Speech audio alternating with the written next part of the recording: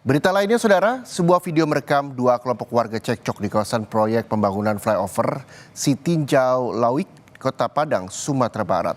Polisi terpaksa melepaskan tembakan peringatan untuk membubarkan bentrokan ini.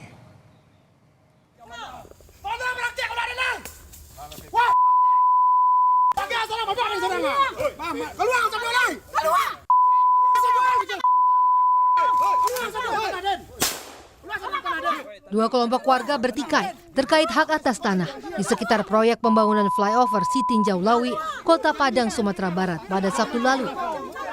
Insiden terjadi saat tim proyek bersama unsur kerapatan adat Nagari Lubuk Hilangan sedang mengukur lokasi disposal atau area pembuangan tanah hasil pekerjaan proyek. Namun sejumlah orang datang dan mengklaim kepemilikan lahan itu hingga terjadi cekcok. Petugas di lapangan pun terpaksa melepaskan tembakan peringatan untuk melerai keributan. Kemarin kita udah persuasif dulu karena anggota kita pertama kurang gitu. Yang kedua, ini mohon maaf Andre, kemarin kalau ada hal yang negatif tentang untung anggota kita kemarin menyerang masyarakat, melakukan tindakan peringatan di lokasi. Kalau tidak kemarin mungkin ada korban. Sekarang kan dilaporkan lagi anggota kita ke Polda, tapi dalam arti kata anggota itu sudah bertindak melarang untuk jangan ribut. Menyikapi peristiwa ini, Wakil Ketua Komisi 6 DPR RI, Andre Rosiade yang turun langsung meninjau perkembangan pembangunan flyover Sitinjau Lawik dan meminta PT Hutama Karya atau HPSL segera mengambil langkah hukum dan berkoordinasi dengan kepolisian.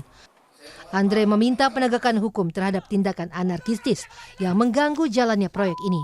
Pasalnya, proyek pembangunan flyover Sitinjau Lawik sudah tertunda sekitar 1,5 bulan akibat persoalan sengketa lahan. Saya meminta HK segera berkoordinasi dengan pihak kepolisian untuk melakukan laporan, bikin LP, dan harus ada penegakan hukum. Jadi saya meminta negara tidak boleh kalah dengan tindakan-tindakan anarkis, apalagi kita sudah mendengar dari kronologis dari awal sampai akhir untuk tanah ini Bu Maimunah tidak punya dasar atas hak.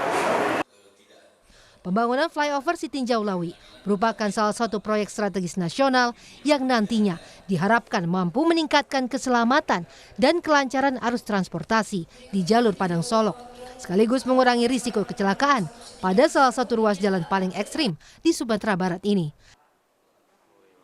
Rio Johannes, Kompas TV, Padang, Sumatera Barat.